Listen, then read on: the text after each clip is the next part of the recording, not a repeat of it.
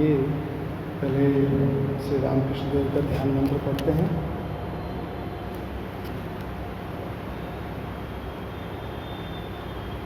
हृदय कमल मध्ये राजितं निर्विकल्पं सदसदखिल भेदातीतं एकस्वरूपं प्रकृति विकृति शून्यं नित्यमानन्दमूर्तिं विमलपरमहंसं रामकृष्णं भजामः। निरुपममतिसूक्ष्मं निष्प्रपञ्चं निरीहं गगनसदृशं ईशं सर्वभूताभिभासं त्रिगुणरहितसच्चित् ब्रह्मरूपं वरेण्यं विमलपरमहंसं रामकृष्णं भजामः। वितरितुमवतीर्णं ज्ञानभक्तिप्रशान्तिः प्रणयगलितचित्तं जीवदुःखसहिष्णुं धृतसहजसमाधिं चिन्मयं कोमलाङ्गं विमलपरमहंसं रामकृष्णं भजामः। विमलपरमहंसं रामकृष्णं भजामः। जय जय रामकृष्ण वाञ्छाकल्पतरु जय जय भगवान् जगद्गुरु जय जय गुरुमाता जगज्जननी रामकृष्ण भक्तिदात्री चैतन्यदायिनी जय जय रामकृष्ण इष्टगोष्ठीगण सवार चरण रेणु मागे अधम सवार चरण रेणु मागे अधम। श्री श्री रामकृष्ण कुंती का पाठ हो रहा था। आज छठी कक्षा है और तांत्रिक साधना का ही पाठ चल रहा है। मुझे कक्षा के तुरंत बाद गाड़ी पकड़नी है, कहीं बाहर जाना है, तो छोटा करके करेंगे क्योंकि अगली बार उसको और अच्छे से कर लेंगे। पिछली बार हम लोग इस तांत्रिक साधना में भैरवी ब्राह्मणी के संपर्क में देखा हम लोगों ने कैसे उनके मन में वात्सल्य भाव की उत्पत्ति होती है, कैसे वे श्री रामकृष्ण देव को अवतार घोषित करते हैं और अवतार की घोषणा के बाद उसको पंडितों के द्वारा मनवाना, वो भी कैसे वो एक जैसे संतान की रक्षा करने के लिए माँ तत्पर रहती है, उसी प्रकार वो उनको अवतार के रूप में घोषित करवाती है। पंडित वैष्णव चरण वहाँ आते हैं जो कि वैष्णव संप्रदाय के कर्ता भजा संप्रदाय के शीर्षस्थ स्थान पर बैठते हैं। उन्होंने भी इस बात को स्वीकार कर लिया कि गदाधर चट्टोपाध्याय, जो कि श्री रामकृष्ण देव का पहला नाम है, वहाँ कामरपुकुर में उनके माता पिता ने उनको यही नाम दिया था क्योंकि गदाधर विष्णु के दर्शन श्री श्री रामकृष्ण देव के पिताजी खुदीराम जी को हुए थे, इसलिए उनका नाम गदाधर रखा। तो यहाँ तक हम लोग, हमारी जो चर्चा है यहाँ तक आ गई थी। इन सब चर्चाओं के बीच में बहुत सारे अन्य तथ्यों को भी हम लोगों ने कुछ स्थानों पर स्पर्श किया है। जितनी बार भी कक्षा होती है, हर बार मैं ये सोचता हूँ कि आज बड़ा चैलेंजिंग दिन है, क्योंकि श्री प्रभु की लीला के बारे में हम कहाँ से, किधर से और कैसे बोलें, ये उनकी कृपा न रहे तो न तो हम बोल सकते हैं, न आप हमारी किसी बात को अच्छे से लेंगे। ये सब उन्हीं की इच्छा से ही हम लोग यहाँ समवेत होते हैं, एकत्रित होते हैं और उनके लीला श्रवण का लाभ उठाते हैं। बोलते हैं आश्चर्यो वक्ता कुशलस्य लब्धा नहीं, वो वक्ता भी आश्चर्य पुरुष है या आश्चर्य जो विदुषी नारी है, और जो सुनने वाला है वो भी आश्चर्य वाला व्यक्ति है। वो उसके बारे में अच्छा ईश्वर ऐसा है, अच्छा ईश्वर की लीला ऐसी है, सब कुछ आश्चर्य में है। जन्म कर्म चमे दिव्यम, गीता जी में हम पढ़ते हैं, वो बोलते हैं कि मेरा जो जन्म है, मेरे जो कर्म हैं वो दिव्य है। इसका मतलब ये नहीं कि जन्म के बाद मृत्यु नहीं है। जन्म कर्म च में दिव्य, माने बार बार जन्म हो रहे हैं, और अवतार पुरुष भी आते हैं फिर चले जाते हैं, फिर से आते हैं फिर चले जाते हैं। तो हम लोग यहाँ मंदिर में बैठे हैं, ये ऊपर में आप देखते हैं ये 10 अवतारों की मूर्तियाँ लगी हैं। तो ऐसा ही है, आज के प्रकरण में ये बात आती है कि जब अवतार की घोषणा उनके बारे में करते हैं कि ये महाभाव उनको हो रहा है, गात्रदाह जो उनके शरीर में, गात्र माने शरीर, दाह माने जल रहा है, तो इस गात्रदाह का कारण कोई भी वैद्य, कविराज इत्यादि नहीं लगा पा रहे हैं, किंतु ये तांत्रिक मत से साधना करने वाली भैरवी ब्राह्मणी, जो कि श्री रामकृष्ण देव की गुरु भी हैं और दूसरे शब्दों में कह सकते हैं श्री रामकृष्ण देव की शिष्या भी हैं। तो बड़े आश्चर्य की बात है कि कोई ये कहे कि उनके गुरु उनके शिष्य हैं। श्री रामकृष्ण देव स्वयं लीलामय महापुरुष, अवतारमय महापुरुष हैं। वहाँ सभी जीवात्माएं, सभी साधक अपने आप को पूर्ण करने के लिए आते हैं। जो श्री रामकृष्ण देव को सिर्फ वांग्मय आनंद के लिए पढ़ते हैं, उनके लिए बस उतनी ही एक सीमा रहती है, किंतु साधना के स्तर पे जब हम श्री रामकृष्ण देव के जीवन को अपना पथ प्रदर्शक बना लेते हैं, तो सचमुच श्री रामकृष्ण हमारे अंदर में उतरने लगते हैं। तो सिर्फ पोथी पढ़ भयो जे पंडित होता है, वैसा पंडित नहीं, जो हृदय में उतर जाए, साधक का जीवन जहाँ शुरू हो जाता है, वहीं श्री रामकृष्ण देव हमारे अंतर में ये उद्भासित करते हैं कि वे अवतार हैं और हम अपने पूर्णत्व को पाने के लिए उनके पास आए हैं। श्री रामकृष्ण देव एक जगह बोलते हैं, जिसने भी अपने जीवन में आंतरिक भाव से ईश्वर को पुकारा है, उसको यहाँ आना होगा। वो ये नहीं बोलते हैं गदाधर चट्टोपाध्याय के पास आना पड़ेगा, या ये नहीं बोलते हैं मेरे पास आना पड़ेगा, वो बोलते हैं यहाँ आना होगा। वो बोलते हैं यहाँ जो है श्री श्री माँ काली, जो जिनका दर्शन उन्होंने पाया, जिस ईश्वर को माँ के रूप में देख रहे हैं, वो बोलते वो यहाँ खेल कर रही है, वही जो है रास ठेल दे रहे हैं। रास का अर्थ यह है कि छत के ऊपर में अगर मुहाना लगा है, बारिश होने से जब पानी गिरता है, तो मुहाने के ऊपर में अगर मुख लगा हो, शेर का मुख लगा हो, तो उससे लगेगा जैसे उस मुख से ही, शेर के मुख से पानी आ रहा है। तो ज्ञान की राशि आसमान से टपक रही है। ऐसे ही वो बोलते हैं कि जो बारिश का पानी आसमान से टपक रहा है, उसी को बोलते हैं ज्ञान की राशि, जिसका उद्गम स्थान क्या है? स्वयं उनकी माँ भवतारिणी, स्वयं ईश्वर, स्वयं ब्रह्म, और जिस किसी भी नाम से पुकारा जाए।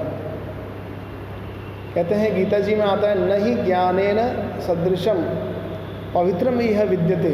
ज्ञान को छोड़ के कोई ऐसी वस्तु नहीं है जो हमको पवित्र बनाती है, पाप मोचन करती है।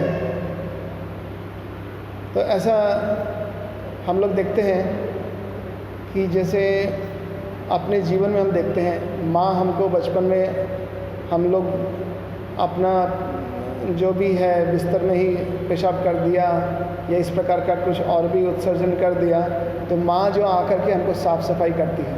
उस समय हमको तो परमात्मा के बारे में पता नहीं है, किंतु माँ से बड़ा उस समय और कोई भी परमात्मा नहीं होता, क्योंकि वो पाप मोचन कर रही है। पाप क्या है? हमारे कष्ट। पाप क्या है? गंदगी, गंदगी की सफाई। अभी कहें हमारे घरों में जो मेहतर आते हैं, गलियों में जो मेहतर साफ़ करते हैं, वे भी एक प्रकार से ईश्वर के ही स्वरूप हैं, क्यों? हमको पाप मोचन कर दे रहे हैं। अगर गंदगी वहाँ पड़ी रहे, 10 दिन पड़ी रहे, अपने घर में रहना मुश्किल हो जाएगा, बाहर आके सांस लेनी पड़ेगी। तो वही है, ईश्वर का कभी कभी काम हमको पढ़ते पढ़ते लगता है अरे साफ सफाई का काम ही श्री प्रभु का है। और साफ सफाई कब तक? जब तक जीव को ये अनुभव न हो जाए कि वो स्वयं ईश्वर का स्वरूप है। स्वामी विवेकानंद जी बोलते हैं, अगर मुझे सबको संदेश देना है तो मैं यही देना चाहूँगा कि ये जो मनुष्य है वो ईश्वर का ही स्वरूप है। मैं तब तक काम करता रहना चाहता हूँ जब तक इस पृथ्वी का अंतिम सदस्य भी यह न जान ले कि वह ईश्वर से अभिन्न है, कोई भी भिन्न नहीं है। गीता जी का ये श्लोक मुझे बार बार अच्छा लगता है, आप 15वां अध्याय में देख सकते हैं। वो बोलते हैं, ममई वांसो जीव लोके जीवभूत सनातनः। ये जो मेरा ही अंश है। क्या अंश है? ममई वांसो जीव लोके, ये जीव लोक सब कुछ मेरा ही अंश है। तो ये जो यात्रा है श्री रामकृष्ण देव के प्रति आकर्षण एक यात्रा है। श्री कृष्ण भगवान के प्रति हम देखते हैं एक आकर्षण, एक यात्रा है। गोपियाँ अपने घर परिवार को छोड़ के आकर्षित होती हुई ऐसी खींची चली आती हैं, एक यात्रा है, वो यात्रा है, खींची चले आ रहे हैं। उसके बाद क्या करना है वो ईश्वर देखेंगे, वो ईश्वर स्वयं देखेंगे। मैं जब ये महाभाव की बात पिछली बार आई थी तो मैंने बहुत सारी और भी पुस्तकों का संदर्भ ग्रहण किया, अपने महाराज लोगों से भी बातचीत की। तो इसमें एक पुस्तक है अपने सुख सुधा सागर, भागवत के ऊपर में है। देखो, भगवत गीता अलग है, भागवत अलग है। तो भागवत जो है, जैसे हम देखते हैं सुखदेव जी सुना रहे हैं, जो व्यासदेव जी के पुत्र हैं सुखदेव जी, वो सुना रहे हैं और राजा परीक्षित और ये सब सुन रहे हैं। आप पढ़े होंगे उस चीज़ को। तो वो मृत्यु समीप आ रही है तो वो सुना रहे हैं। उस पुस्तक में आप देखें तो गोपी गीतम, गोपियों के जो उद्गार है वहाँ देखने में आते हैं। इतने सुंदर उद्गार हैं, प्रेम भरे उद्गार हैं। किसी भी प्रकार की जो हम लोग आजकल फिल्म जगत में देखते हैं, ये एक उन्नत प्रेम को बहुत सस्ता कर देते हैं। उस तरफ न जाकर के इतने सुंदर तरीके से उसमें वर्णन किया गया है। सुखदेव जी के बारे में बोलते हैं वे ब्रह्मज्ञ पुरुष थे। कैसे? व्यासदेव जी जब देखते हैं उनके संतान हुई है, संतान जो है होने के साथ ही संसार के प्रपंचों में नहीं जाने की इच्छा करते हुए जंगल की तरफ चले जाते हैं। ऐसे वैराग्यवान पुरुष जो हैं जाते हैं तो रास्ते में एक बड़ा पुकुर पड़ता है, पुकुर माने तालाब पड़ता है, पॉन्ड इज़ देयर। वहाँ पे बहुत सारी जो महिलाएं हैं उधर के ग्राम्य बालाएं हैं, वो स्नान कर रही हैं। सुखदेव जी पैदा होने के साथ ही जंगल की ओर प्रस्थान कर रहे हैं। पीछे में व्यासदेव जी उनके पीछे जा रहे हैं कि उनमें ज्ञान इतना भरपूर है कि जन्म के साथ ही वो वैराग्य को धारण करते हैं। क्योंकि ज्ञान तो है ही, ज्ञान का प्रतिफलन जीवन में जब आता है तो व्यक्ति संसार से अपने आप को उपराम करना चाहता है। इसका अर्थ ये नहीं है कि वो संसार के दायित्वों से छूट जाए। इसका अर्थ ये है कि अकाउंट ही ओपन न करना है। जब हम अकाउंट ओपन करेंगे, जब हम दुकान खोलेंगे, प्रॉफिट एंड लॉस अकाउंट बनाएंगे, क्रेडिट्स देंगे, डेबिट्स देंगे, तो बैड डेब्ट्स तो होगा ही, कहीं ना कहीं डूब जाएगा पैसा, कहीं आएगा कहीं जाएगा। रात दिन बैलेंस शीट बनाते रहो, माइनस प्लस करते रहो। तो अकाउंटेंट्स जो हैं, जो बनाने वाले, वो जानते हैं कि बैलेंस शीट ज़्यादातर मिलती नहीं है, सस्पेंस अकाउंट करके माइनस प्लस करना पड़ता है। तो वही है, संसार का अकाउंट मिलाते मिलाते हम लोगों का मिलाने की क्षमता भी ख़त्म हो जाती है और शरीर अपनी जर्जर अवस्था में आ जाता है। तो क्या साधन करेंगे? हमारे एक पूज्य स्वामी जी बोला करते थे कि अरे, वो बोलते हैं मन को कंट्रोल करना है, इस अवस्था में करने की कोशिश कर रहे हैं जब बैठने के लिए इस शरीर के लिए अलग से सहारा, एक तकिया इधर चाहिए, एक तकिया इधर चाहिए। 10-15 मिनट बैठने से पाँव में सुरन हो रही है, पाँव लंबा करना पड़ रहा है। अरे भाई जो करना है यंग एज में कर लेना होता है। वही स्वामी जी श्री रामकृष्ण देव भी बार बार बोलते हैं, मैं ये थोड़ी बोलता हूँ कि सभी लोग सन्यासी हो जाएं, किंतु अपने स्वरूप की जानकारी हो जाने के बाद तुम जैसा चाहो करो। मैं तो ये चाहता हूँ कि वो लोग ये जान लें कि वे क्या है। स्वामी विवेकानंद भी ये बोलते हैं, मैं ये चाहता हूँ, मेरा उद्देश्य यही है, अंत समय तक मैं ये कार्य करता रहूँगा। Even if I may cast this rotten body, वो अपनी बॉडी को छोड़ भी दूँ तो भी मैं काम करना नहीं रुकूंगा। और ये काम क्या है? ये काम है मनुष्य की अंतरतम सत्ता कि वह स्वयं ईश्वर का स्वरूप है, ये बता देना। गुरु यही बता देता है कि तुम भी वही हो, तत्त्वम असि, तुम वही हो। अच्छा, ये सब भूमिका देने का कारण ये है कि जो महाभाव की अवस्था है, उस महाभाव में गोपियों की ये महाभाव, जो कि इसमें बताया कि राधा जी का जो महाभाव होता है वो श्री चैतन्य जी को, चैतन्य महाप्रभु को जो महाभाव होता है वो श्री रामकृष्ण देव में हो रहा था। और साधारण व्यक्ति क्या समझेंगे? इस चीज़ को नहीं समझे, वो कहेंगे ये पागल है, ये तो उन्माद हो गया है, इसको बहुत दिनों तक ब्रह्मचर्य अवस्था पालन की है, इसलिए इसके सिर में कुछ गड़बड़ आ गई है। तो साधारण व्यक्ति उसको नहीं समझ पाया है। और ये जो महाभाव की अवस्था है, गोपियाँ जो हैं उसमें सीधे सीधे तरीके से बोलती हैं। कब बोलती हैं? कि जब श्री कृष्ण जो हैं उनके आवेदन को स्वीकार नहीं करते हैं। श्री कृष्ण बोलते हैं कि तुम लोग विवाहिता स्त्री हो, तुम लोग अपने पतियों को छोड़ के मेरे पास आई हो, तुम लोग शास्त्रोचित कार्य नहीं कर रही हो। इस प्रकार के उद्गार इसमें मिलते हैं। हम अगर भागवत पढ़ते हैं तो उसमें इस प्रकार की बातें आती हैं। तो जब इस प्रकार की बातें आती हैं तो उसमें इनको बड़ा ही कष्ट लगता है कि श्री कृष्ण स्वयं हमको छोड़ दिए, हम जिनके नाम से पागल होके अपना गोकुल की सब घर परिवार छोड़ के जंगल में उनके पीछे आए, और ये हमको तिरस्कार कर रहे हैं, हमको छोड़ दे रहे हैं। उस समय उनके हृदय में एक ऐसी विरह वेदना होती है।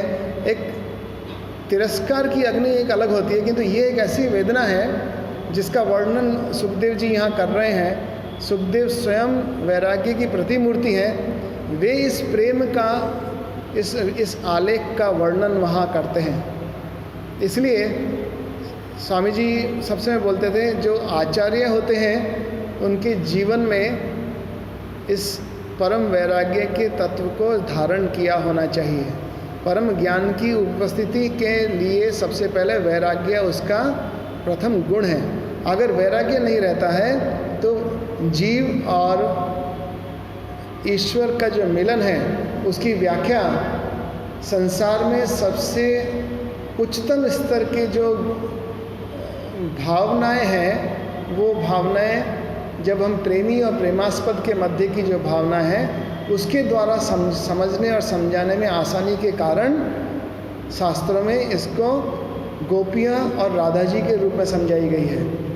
तो यही जो बात है, वहाँ गोपियाँ बोलती हैं कि कैसे हमारे हृदय में एक ऐसा कष्ट हो रहा है, एक ऐसी आग जैसी बरस रही है कि और रहा नहीं जा रहा है। ऐसा लगता है शरीर यहीं पिघल कर शांत हो जाएगा, अभी हम जा भी नहीं सकती हैं अपने घर की तरफ। तुम्हारी मोहिनी विद्या ऐसी है कि उसके बाद हम और किसी पुरुष की और चिंता भी नहीं कर सकते हैं, क्योंकि आखिरकार अपने परिवार की सेवा करके मुझे मिलेगा क्या? मुझे वही मिलेगा अगर संयम के साथ, पवित्रता के साथ अगर मैं सेवा करती हूँ तो मुझे अपने श्री कृष्ण ही अंत समय में मिलेंगे। तो जो अंत समय मिलेंगे वो साक्षात सामने हैं, और अब मैं किस जगह सेवा करने के लिए जाऊँ? तुम ही अपनी लीला के द्वारा ये माया के बंधन छिन्न करके हमें अपने रूप में ले लो। ये वहाँ पे, ये भाव वहाँ पे दिखाते हैं जहाँ पे जीव और शिव का मिलन बताते हैं। हम लोग जब पाठ करते हैं, इसमें दैनिक पूजा पद्धति जब हम यहाँ मंदिर में पाठ की जाती है तो उसमें एक तंत्र मत से एक पूजा में आता है, भूत श्रृंगाटा छिरह सुषुम्ना पथेन जीव शिवम परम शिव पदे योजयामि स्वाहा। ये भूत शुद्धि के समय में आम हूम फट स्वाहा, आम हूम फट, इस प्रकार के मंत्र आते हैं। उसमें ये एक पंक्ति आती है, ये बड़ी सुंदर पंक्ति है। इसमें ये बोलते हैं कि सुषुम्ना नाड़ी जो है, उस नाड़ी जो हमारे ये योग की अवस्था है, मैं इन दोनों चीज़ों को एक साथ आसपास रख के इसलिए समझा रहा हूँ कि मुझे ये चीज़ें दोनों कुछ कुछ समान स्तर पर लगती हैं। साधक की दृष्टि से दोनों ही बातें साधना की दृष्टि से देखा जाए बहुत ऊर्ध्वगामी ले जाती हैं, और यही दृष्टि भोगी व्यक्ति की दृष्टि से देखा जाए जिसकी बुद्धि अभी तक परिमार्जित नहीं हुई है, फिर उसके पतन की को कोई भी नहीं रोक सकता है। तो यहाँ ये बता रहे हैं, ये जो तंत्र मत से जो ये बात यहाँ आती हैं, ये शायद शिव पुराण से या कहीं से ली गई है, ठीक इसका सोर्स पता नहीं। तो भूत श्रृंगाटा छिरह, तो ये जो जीव है ये कुल कुंडलिनी के अंतर में फंसा पड़ा है। ये कहाँ है? हमारे जहाँ सुषुम्ना नाड़ी, जो कि हमारे एकदम जिसको बोलते हैं स्पाइनल कॉर्ड, सो स्पाइनल कॉर्ड के एकदम नीचे की अवस्था में, जहाँ वो पुच्छ जो है, जहाँ पूंछ समाप्त होती है, वहाँ पे एक कॉइल्ड अवस्था में है, ऐसा करके जकड़ा हुआ है सर्पाकार, ऐसा बताते हैं। अभी और भी बहुत सारी रिसर्च वैज्ञानिकों की होती है, आप यूट्यूब में सर्च करना चाहें तो देख सकते हैं, बहुत जगह इस प्रकार की रिसर्च भी आती है कि वहाँ पे तंत्रिका तंत्रों का एक जाल है, एक गुच्छ है। अभी छोटे से स्तर पे मैं ऐसा समझा देता हूँ, कभी मान लो किसी व्यक्ति की गिर करके कोई दुर्घटना होती है, स्पाइनल कॉर्ड में कहीं लगता है तो उसको पैरालिसिस हो जाता है, या एक तरफ का हिस्सा बंद हो जाता है, या स्मृति चली जाती है। तो ये तंत्रिका तंत्रों का इस प्रकार से कार्य होता है कि पूरे शरीर को चला रही हैं, और वहीं उसी गुच्छ में एक प्रकार की शक्ति जो विराजमान है, वो हमारे पिंगला नाड़ी कहते हैं। जैसे स्वर विज्ञान अगर आप पढ़ते हैं, स्वर माने सारेगमा स्वर नहीं है, स्वर विज्ञान का अर्थ यह है। राजयोग में थोड़ा सा स्वामी विवेकानंद बताते हैं, उसमें है दाहिनी ओर की नासिका, बाईं ओर की नासिका। आप अगर लक्ष्य करके देखें, एक समय में दोनों नासिकाएं नहीं चलती हैं। आप खुद भी अभी भी देखेंगे दाहिनी के ऊपर चल रही है या कभी बाईं तरफ चल रही है। और भी अगर देखने में असुविधा है तो सुई धागा लेके स्पर्श करेंगे तो पता चलेगा कि कभी कौन नासिका चलती है। तो ये जो दाहिनी तरफ की नासिका है, इसको बोलते हैं पिंगला नाड़ी। स्वामी विवेकानंद इसको 8 इंग्लिश के जो 8 है उसको बना करके दिखाते हैं किस प्रकार से हमारे शरीर में ये नाड़ियाँ कार्य करती हैं। तो जब दोनों नासिका एक साथ चलती है तो उसको बोलते हैं सुषुम्ना नाड़ी, ये बीच की नाड़ी को बोलते हैं। और इस हाथ की तरफ माने बाईं तरफ की जो नाड़ी हमारे अंदर में चलती है उसको बोलते हैं पिंगला नाड़ी। पिंगला या कहते हैं चंद नाड़ी, इसको बोलते हैं। इस तरफ की जो नाड़ी है उसको जो दाहिना स्वर, या इसको बोलते हैं हाँ ईड़ा, ठीक आपने ठीक पढ़ा, ईड़ा नाड़ी, दाहिना स्वर, और इधर जो है क्या बोला है बायां स्वर और पिंगला नाड़ी। और इन दोनों के बीच की जो नाड़ी है उसको बोलते हैं सुषुम्ना नाड़ी। तो भूत श्रृंगाटा छिरा, वो जो जीव है उस कुल कुंडली में नीचे के जो पुच्छ के पास बैठा है वो, और भी जो षट चक्रों की बातें हमारे तंत्रों में आती है, षट चक्र का भेदन करते हुए, ये जैसे आज्ञा चक्र है या नाभि के पास में एक चक्र है, फिर विशुद्ध चक्र, स्वाधिष्ठान चक्र, और नीचे में मूलाधार चक्र। उसके बाद यहाँ अनाहत ध्वनि सुनाई, ये यहाँ पे जो है हृदय में आती है, हृदय के बाद में कंठ के पश्चात आज्ञा चक्र, उसके बाद सहस्रार। सहस्रार में ही हम लोग अपने गुरुदेव का ध्यान करते हैं। क्योंकि सहस्रार में क्यों करते हैं? वो इसलिए करते हैं कि गुरु जो है उन्होंने अपने स्वरूप को पा लिया है और मुझे अभी पाना है। जब भी पाना है तो जब भी आप देखते हैं देवी देवताओं की छवि चित्रों को देखते हैं, आप कहाँ देखते हैं कि ये प्रकाश कहाँ रहता है? सिर की तरफ रहता है ना। कभी भी तस्वीरों में देखेंगे तो प्रकाश सिर की तरफ, माने हमारे सहस्रार हमारे ब्रह्मरंध्र की तरफ रहता है, ब्रह्मरंध्र सुषुम्ना की तरफ रहता है। तो ये जो बात है इसमें ये सब बोलते हैं सुषुम्ना पथेन, उस सुषुम्ना के पथ से होती हुई ये शक्ति, सुषुम्ना पथेन जीव शिवम, ये जो जीव जो है शिव से मिलता है, माने हमारे अपने गुरुजन, हमारे गुरुजन जिनको हम अपने मस्तिष्क में धारण करते हैं, वहाँ जा कर के ये मिलता है। तो और वहाँ जाके मिल कर के पूर्णत्व को पाता है, और ये पूर्णत्व ही ईश्वरत्व है।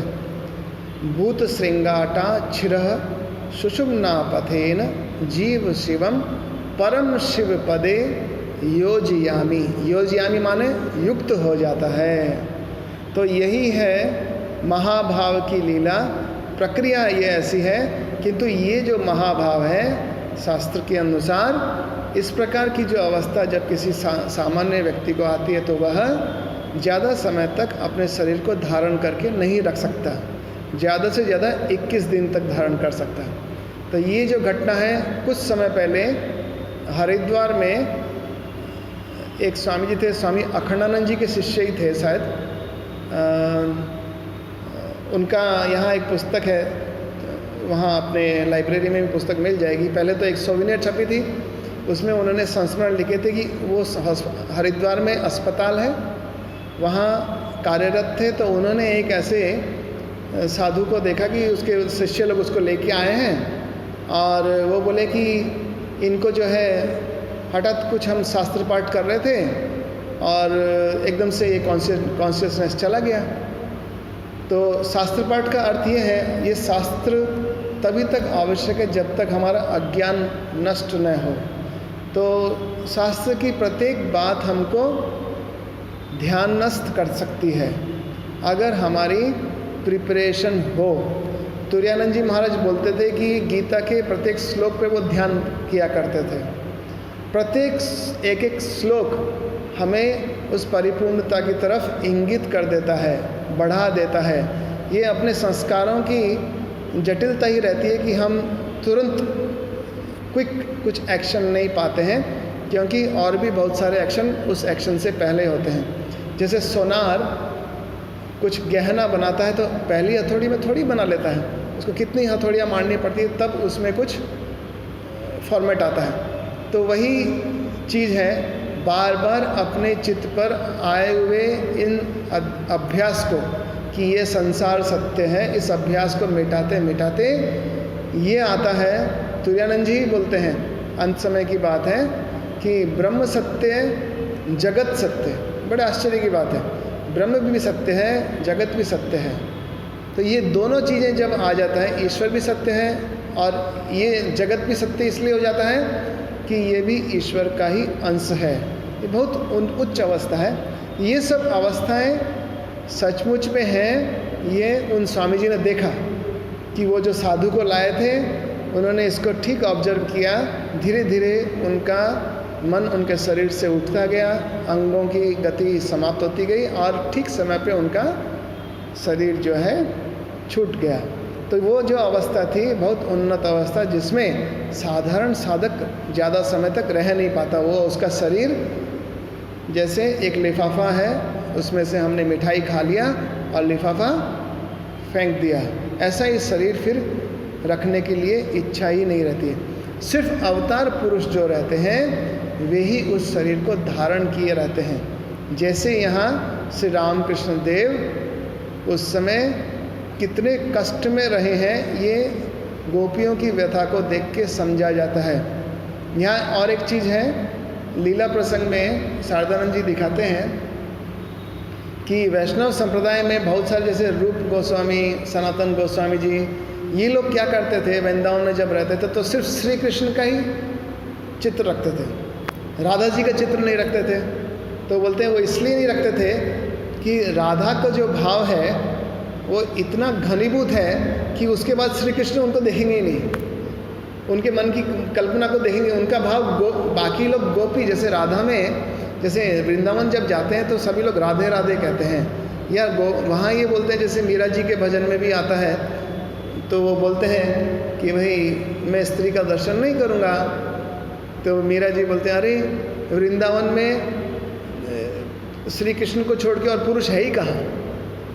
बड़े आश्चर्य की बात है कि वृंदावन एक ऐसा धाम है जहाँ पे प्रत्येक साधक अपने आप को गोपी समझ के अगर श्री कृष्ण की भाव की चिंता करे तो बोलते हैं कि किसी न किसी रूप में श्री कृष्ण का सामीप्य प्राप्त होता है। तो ये श्री रामकृष्ण देव बोलते थे कि वृंदावन की रज, वहाँ की रज जो है रखा करते थे, सिंह वाहिनी की जो मिट्टी है उसको रखा करते थे, जगन्नाथ जी का जो प्रसाद है उसको रखा करते थे, गंगा जी के पानी को बोलते थे ब्रह्मवारी है, साक्षात प्रभु के चरणों से चली आ रही है। तो ये सब साक्षात दिव्य दर्शन है। देख रहे हैं कि तो हमको नहीं पता चल रहा है, किंतु जो महापुरुष लोग हैं उनको मात्र उसके स्मरण से उद्दीपना हो जाती है। तो ये महाभाव की बातें जो मैं आपको बता रहा था, जब मैं इसके बारे में पढ़ रहा था तो स्वयं ही एक आनंद को अनुभव किया कि ये कितना सुंदर एक आनंद है। आइए इसका एक बार पाठ कर लेते हैं, समय के साथ फिर और चर्चा की जाएगी। आइए, इसमें पृष्ठ संख्या 25 नंबर है। ज़्यादा कॉपी नहीं है क्योंकि कुछ महाराज लोग भी उसको पढ़ने के लिए लिए और फिर सुखद राम जी को भी पढ़ने के लिए दिया, वो उसकी गलतियाँ सुधारेंगे। आइए, ईश्वरती, अच्छा इससे पहले एक पेज आगे का पढ़ना ही पड़ेगा, नहीं तो उसकी जुक्ति समझ में नहीं आएगी। 22 नंबर पेज, 22 नंबर से नीचे से लेते हैं, नीचे का सेकंड लास्ट जो है।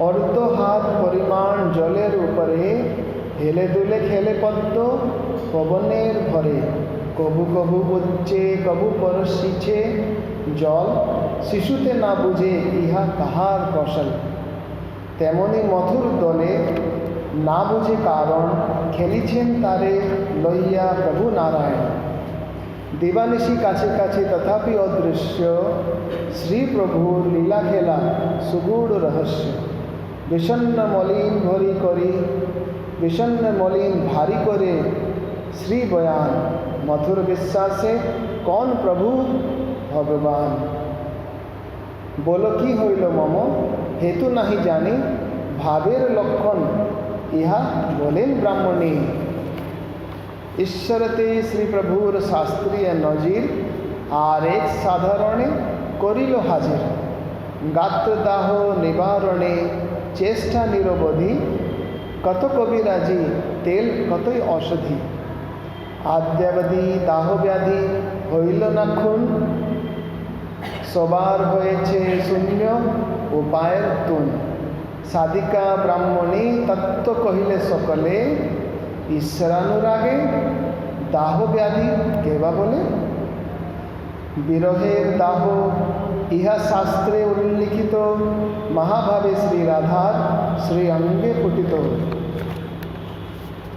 गोपी ज्ञापो रागात्तिका ग्रंथे हेन विधि चंदन फुलेर माला केवल औषधि ब्राह्मणीर या प्रिंटिंग मिस्टेक ब्राह्मणीर कथा सुनी सबे उपहास विशेषत वर्तमाने मधुर विश्वास ब्राह्मणी बालेन यहाँ भी एक प्रिंटिंग ब्राह्मणी बोलेन उपहास की कारण देखो तीन दिने व्याधि को निवारण। बड़ा मजे की बात है, पीछे से ये चला आ रहा है प्रसंग। श्री प्रभु एक लीला खेल रहे हैं, सबको विश्वास होता जा रहा है किंतु मथुर बाबू को विश्वास नहीं हो रहा है। वो बोलते हैं ये कैसे हो सकता है।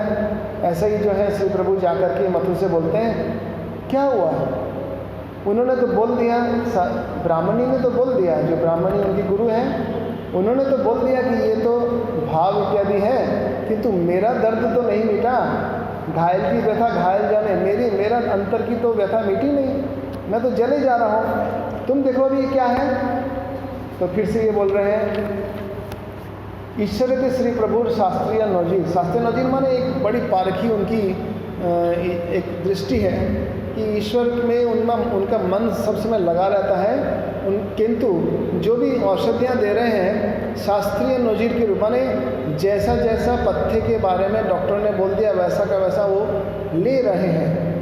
और आर एक साधारण कोरिलो जाहिर, हर एक औषधि जो है अपने आप को साधारण जाहिर कर रही है, माने कुछ नहीं हो रहा है, कुछ हो ही नहीं रहा है।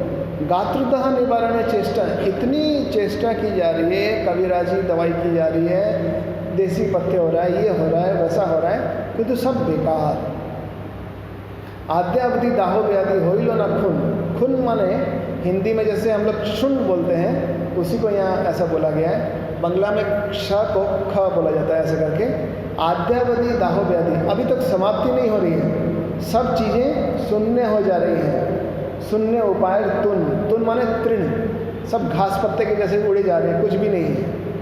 फिर साधिका ब्राह्मणी तत्व कहिलो सकले, ईश्वर अनुरागे दाहो व्याधि केबा बोले। मथुर विश्वास को वो बोल रहे हैं, अरे वो ब्राह्मणी साधिका ने तो बोल दिया ईश्वर अनुराग है, किंतु मेरी व्याधि तो कल समाप्त नहीं हुई। यहाँ जिसको वो व्याधि बोल रहे हैं वे महाभाव की अवस्था है। यहाँ बोलते हैं विरहेर दाहो, ये फिर विरहेर दाहो आ गया। विरह जो होता है जैसे किसी से कुछ चीज़ें छूटने की अवस्था, जैसे मान लो ये मोबाइल कुछ देर के लिए आपके पास से दूर चला जाए या मोबाइल किसी के पास रह जाए तो अंतर में कितने कष्ट होगा। सीधी सी बात है भाई, जिसमें आसक्ति है वो तो बता सकते हैं। या मान लो चश्मा है ना, कहाँ है कहाँ है कहाँ है, देखा चश्मा बाद में आँख के ऊपर लगा पड़ा, तो इसी प्रकार की बात है। तो वो कष्ट हो रहा है ना। और एक बात मज़े की है, आजकल जैसे कभी भी मज़े की बात आती है, व्हाट्सएप वगैरह चलता है तो उसमें आता है, तो भाई अगर आजकल स्कूल से जो सीसी मिलता है कैरेक्टर सर्टिफिकेट, उसको देखने की ज़रूरत नहीं है, किसी से मोबाइल मांग लो, लॉक खुलवा लो, तो वो हो जाएगा कि भाई क्या मैसेज कर रहे हैं, क्या चैटिंग कर रहे हैं, पता चल जाएगा। ठीक बात है कि नहीं।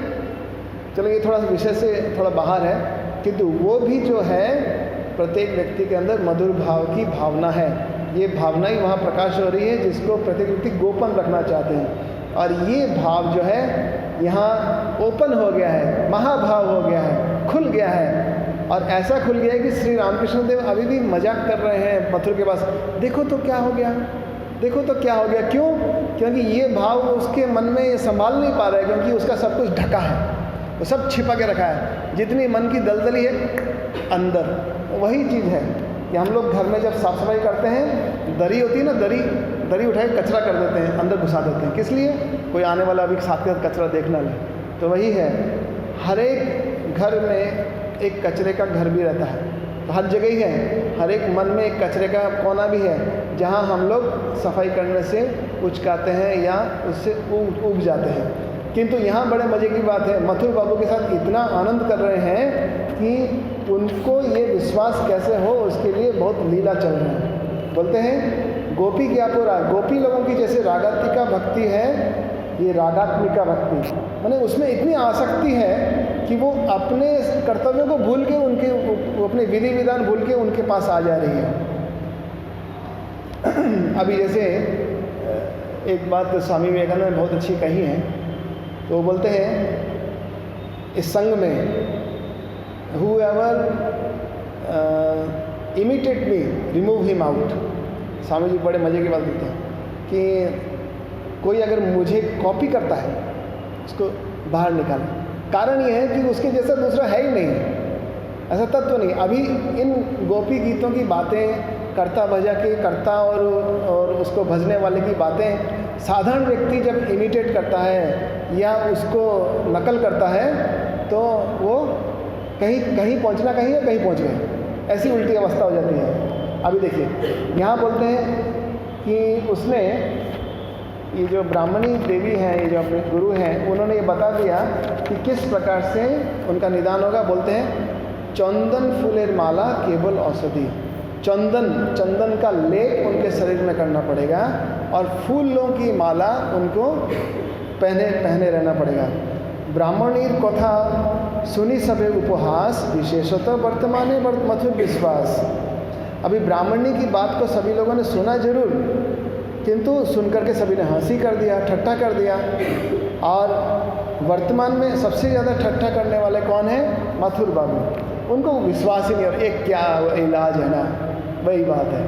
तो बड़े आश्चर्य की बात है। अभी कई लोग बोलते हैं ना, आप मंदिरों में जाते हो, फूल चढ़ा रहे हो, माला पत्थर में उसमें चढ़ा रहे हो, क्या है ना, अरे ये मेरे विश्वास की बात है, मेरी साधना है, इतने सालों से मैं जा रहा हूँ, मुझे पता है कि मेरी प्रार्थनाएं वहाँ स्वीकार हो रही है। यहाँ ये जो उनका विश्वास है ये साधारण नहीं था। आगे इसमें आता है ब्राह्मणी बोले उपहास के कारण देखो 3 दिन व्याधि को निवारण, बोलते चुटकियों में 3 दिन में इस बीमारी का इलाज हो जाएगा, जिसको तुम बीमारी बोलते हो, तो बीमारी नहीं, ये अवतार पुरुष की पहचान है। फिर आगे बोलते हैं ऐतो बोली चंदन मक्खन अंगे करे, चंदन को मक्खन जैसा बना के उन्होंने खुद ही अपने शिष्य गदाधर चट्टोपाध्याय भगवान श्री रामकृष्ण देव के शरीर में लगा दिया और फूल की माला उनको पहना दी, थोड़े थोड़े बड़ा भर भर के एकदम बढ़िया से फूल की माला पहना। साधिका ब्राह्मणी शुद्ध शास्त्र पाठी न है। यहाँ अभी ये बात आ गई, पुंथिकार बोल रहे हैं कि शास्त्र पाठ करने वाली सिर्फ ब्राह्मणी ऐसी नहीं है, वो साधिका है। तो होता क्या है, से ही मत हो जखन जा है, वैसे ही होता जा रहा है जैसा जैसा वो बोलती है। फिर बोलते हैं 3 दिन व्याधि नष्ट होइल श्री प्रभु विस्सित सकले रंगे विशेष मधुर।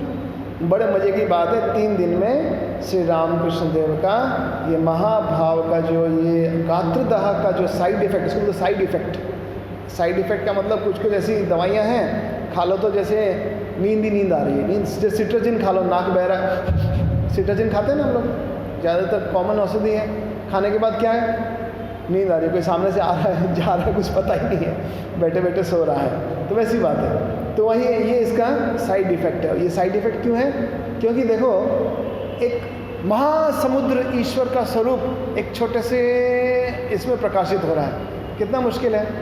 अशोकानंद जी महाराज एक जगह बोलते हैं कि उनको जब स्वामी विवेकानंद से दीक्षा हुई तो स्वामी विवेकानंद उस समय धराधाम पे नहीं थे, किंतु उनको ये जब दीक्षा हुई उनको लगा, वो बैठे थे, उनको लगा कि जैसे एक छोटी बोतल में बड़ी बोतल घुसा दिया हो।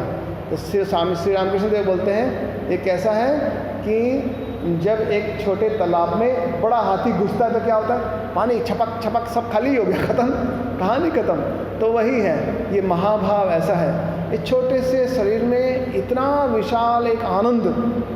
ये आनंद कैसा है, ये आनंद और भी एक थोड़े और तरीके से बताया जाए तो इसमें ऐसा है कि जहाँ हमारे पुरुष और प्रकृति जहाँ मिलते हैं, चाहे वो मनुष्य शरीर की प्रकृति हो, चाहे मनुष्य शरीर के 2 विभिन्न प्रकृतियां हैं, पुरुष और प्रकृति, जहाँ मिलन होती है तो उन दोनों के एक शरीर में जो आनंद की सीमा है, वही आनंद की सीमा हमारे शरीर के एक एक रोमकूप में आ जाती है। प्रत्येक रोमकूप उस पुरुष और प्रकृति के मिलन के आनंद को भोग करता है। बोली ईश्वर की जो चिंता है, ईश्वर की भावना है, कितनी आनंददायक होगी। उसमें हमारा अपना जो शरीर मन प्राण है उसके लिए कितना लालायित हो के रहेगा, कारण वो मेरा अपना स्वरूप है। और वही एक स्वरूप इस पूरे ब्रह्मांड के स्वरूप को जब एकत्व में देखता है तो ये शरीर क्या, शरीर तो वहाँ तुच्छ लगता है। और वही जो भाव है, वही चिंता यहाँ बताई गई है, उसको वह व्यक्ति देवता तुल्य है और उस देवता को क्या करना है, उसके गले में फूलों की माला देनी है, ये ऐसा दिखा रहे हैं। अच्छा, इसके बाद 3 दिन व्याधि नष्ट होइल श्री प्रभुर विस्सित सकले रंगे विशेष मधुर शिशु भावापन्न प्रभु बालकेर प्राय सहजे विश्वास तार सवार कथा। अभी एक थोड़ा सा यहाँ टर्निंग पॉइंट आता है, ट्विस्ट आता है, क्लाइमैक्स आता है कि वो शिशु के स्वरूप में है और सभी लोगों की बातों को विश्वास कर लेते हैं। क्या विश्वास कर लेते हैं, मथुर बाबू जैसे बोल रहे हैं, श्री मथुरे कोही बारे सुनी छे गोसाई।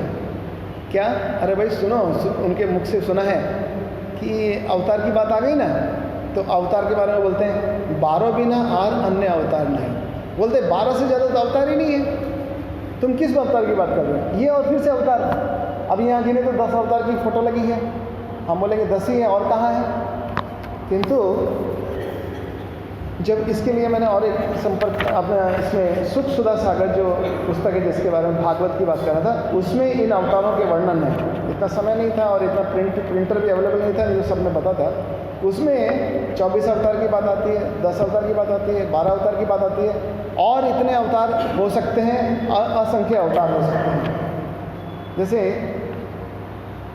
एक छोटा सा पढ़ देता हूँ। सूत जी कहते हैं, सृष्टि के आदि में भगवान ने लोगों के निर्माण की इच्छा की, इच्छा होते ही उनके महतत्व आदि से निष्पन्न पुरुष रूप ग्रहण किया।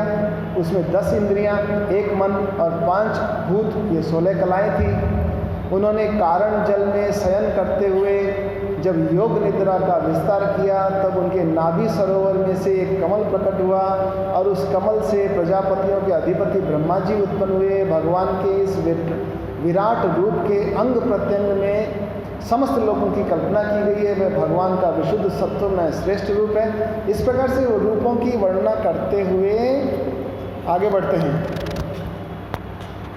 बोलते हैं, उन्हीं प्रभु ने पहले कौमार सर्ग में सनक, सनंदन, सनातन, सनत कुमार इन 4 ब्राह्मणों के रूप में अवतार ग्रहण किया। उसके बाद में दूसरी बार संसार के कल्याण के लिए समस्त यज्ञों के स्वामी उन भगवान ने रसातल में गई हुई पृथ्वी को निकाल कर लाने के शुक्र रूप ग्रहण किया। ये जो शुक्र रूप ग्रहण किया हम लोग पढ़ते हैं केशव धृत, ऐसा करके ऋषियों की दृष्टि से ऐसा करके वो बहुत सारे अवतारों की गणना भागवत में बताए जाते हैं, बताए ही जाते हैं। 23-24 सब शाखाएं बताने के बाद में और भी हो सकते हैं ऐसे भावों की गणना बता रहे हैं। तो अभी यहाँ एक बहुत मज़ेदार बात आती है। बोलते हैं कि 12 बिना और अन्य अवतार नहीं। अभी ये उनके दिमाग में बात है कि 12 तो अवतार है ही नहीं, उसके बाद तो मुझे किस लिए अवतार बता दिया, ये है ही नहीं, शास्त्र में नहीं है। अब उनके मन में दुविधा भी आ गई और इधर में बोलते हैं कि ठीक हो गया, इसका मतलब ये अवतार है। बोलते हैं अर्षे इसको अवतार बोलने माने ये अवतार है, किंतु ये तो 12 से ज़्यादा है ही नहीं, फिर मेरा 13वां कहाँ से आ गया। उनके दिमाग में बच्चे जैसी ये कल्पनाएँ हो रही हैं। फिर बोलते हैं एदि के ब्राह्मण ने दिया शास्त्रे प्रमाण पंडित मंडली मध्य कोरेन व्याख्यान। ऐतो तेजे पंडित सकती नहीं कार प्रभु देव शास्त्र बोले असंख्य अवतार। अभी ये शास्त्र के द्वारा ये खंडित कर दे रही है बातें कि प्रभु के असंख्य अवतार हो सकते हैं। स्वामी जी तो उसमें एक बार बोलते हैं you all are incarnated, you all are, माने बोलते हैं कि तुम अमृतस्य पुत्रः, अमृतस्य पुत्र मतलब तुम अवतार ही हो।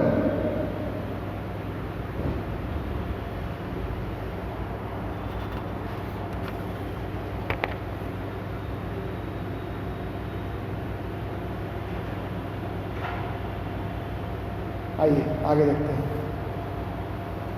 इसके बाद आता है ताई प्रभु भावी छेन बट्टो वृक्ष तोले गौरांग की अवतार ब्राह्मणी जा बोले।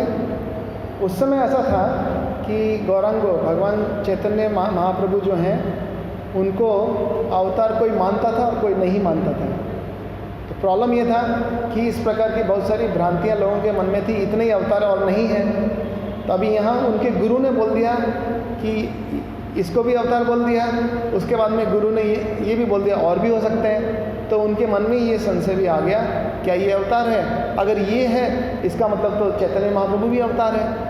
अभी ये संशय उनके मन में आता है। अच्छा, हेनो काले की होइलो सुनो बारता मोहतमो विनाशनो रामकृष्ण कथा। अभी इसके बाद क्या होता है, सुनो ए मेरे मन, एक श्री रामकृष्ण देव की कथा सुनो। इसको सुनने से तमोगुण विनाश होता है। इसके बाद श्री रामकृष्ण देव के एक दिव्य दर्शन की यहाँ वर्णना आती है। उसका केवल एक छोटा सा अंश देके इसको समाप्त करेंगे। एक दिन प्रभुदेव भगीरथी तटे सुनिलेन महारोल कान जाए फटे। यहाँ ये बोलते हैं एक दिन भागीरथी के तट पे उन्होंने ये दिव्य दृष्टांत देखा, क्योंकि उनके मन में संशय आ गया, क्या चैतन्य महाप्रभु सचमुच में अवतार है? क्या ये महाभाव की दशा होती है? ऐसा करके मन में आ गया, क्योंकि भैरवी ब्राह्मणी ने बोला। तो वो ये दिव्य दर्शन क्या देखते हैं, इसकी कुंतीकार ने कैसे व्याख्या की है अगली कक्षा में, अगली बैठक में देखेंगे। इसमें ये है कि कुंतीकार ये बताना चाहते हैं कि वो जो ये जो इतना आवाज़ जो सुनते हैं वो आवाज़ क्या था, कीर्तन की आवाज़ है। बड़े जोर से जैसे धुआंधार कीर्तन, कहीं से जैसे माइक से फटे जा रहा है, डीजे जैसे बजता है आजकल, कान फट जाते हैं, पेट फट जाता है, इतना पास से निकल गुड गुड जैसे पता नहीं छाती फटने वाली है। तो वैसा कोई आवाज़ इतनी जोर से आ रही है कि पता नहीं क्या हो रहा है। वो देखते हैं, एक दिव्य दर्शन होता है कि वहाँ 2 सुपुरुष सुंदर सौम्य कद काठी के सुपुरुष आ रहे हैं, कीर्तन करते हुए आ रहे हैं। और उनको देखते ही वो समझ जाते हैं उसमें वो कौन है। और उनके दल में जो पीछे में कीर्तन का एक महा रोल, माने इतना शोरगुल, आनंद में मस्त है, कोई गुड़गुड़ इधर गिर रहा है उधर गिर रहा है, और जो देखने को आता है ऐसा चमत्कार कीर्तन हो रहा है। और गंगा नदी के, जैसे गंगा नदी के उस पार से 2 रास्ते निकल गए हैं, माने 2 तरफ हो गई, और गंगा नदी के बीच में से होके 2 रास्ते में से 2 तरफ गंगा नदी के बीच में से वो एक भागीरथी की जैसे कीर्तन की लहर आ रही है। और उसमें चैतन्य महाप्रभु, नित्यानंद महाप्रभु वहाँ आ रहे हैं, सब लोग खोल बजाते हुए आ रहे हैं। और उस दल में वो कईयों को देखते हैं जो इस बार फिर से जन्म लिए हैं, इस बार फिर से श्री रामकृष्ण देव के साथ आए हैं। तो वो सब चर्चा बाद में होती है। इसमें ये जो इतना दिव्य दर्शन की बातें आती हैं, जो जैसे अभी जैसे पढ़ते हैं तो सचमुच मन एक पवित्रता के स्तर को छू जाता है, या कह सकते हैं कि उस पवित्रता के को हम कुछ समझ पाते हैं कि ईश्वर की लीला से मन में कितने शुद्ध स्तर के भाव आते हैं। बोलते हैं ये तमो विनाशिनी, मन के जो तमोगुण हैं, जो हम सोए रहना ही पसंद करते हैं, जो हम किसी भी प्रकार के अपने सेल्फ एफर्ट को आगे बढ़ाने में कतराते हैं, उसका नाश करता है। क्यों? मन भाव में उद्वेलित होता है, उस ईश्वर को अपनी आंखों से देखने की इच्छा होती है। और जहाँ इच्छा हुई, जहाँ इस प्रकार की भावना आई, वहीं फिर से उषा काल हुआ। उषा काल का अर्थ श्री रामकृष्ण देव को पढ़ने की इच्छा होगी, जानने की इच्छा होगी, क्योंकि श्री रामकृष्ण देव बोले हैं इस युग में कहीं भी घूम के आ जाओ, सब कुछ यहाँ है। तो वही श्री रामकृष्ण देव बोले हैं कि जिसने भी आंतरिक भाव से ईश्वर को एक बार भी पुकारा है, एक बार भी ईश्वर के लिए रोया है, उसको यहाँ आना होगा। यही इस लीला का एक उत्स है, यही प्रयोजन है, और यही इसका परिणाम है। आइए हम लोग श्री रामकृष्ण स्तोत्र का गान करें। आचंडाला प्रतिहतरयो यस्य प्रेम प्रवाहो लोकातीतो कहनजहो लोककल्याणमार्गम् त्रैलोक्येभ्य प्रतिममहिमा जानकी प्राणबन्धो भक्त्या ज्ञानं वृतवर्वपु सीतया यो हि रामः स्तवधीकृत्य प्रलयकलितं वाहबोद्धं महान्तं हित्वा प्रकृतिसहजाम् अन्धतामेष्टमेष्टाम् गीतं शान्तं मधुरमपि यत् सिंहनादं जगर्ज सोऽयं जात प्रथितपुरुषो रामकृष्ण श्रीराम सोऽयं जात प्रथितपुरुषो रामकृष्ण श्रीराम। ॐ शान्ति शान्ति शान्तिः। हरि ओम तत्सत्। श्री राम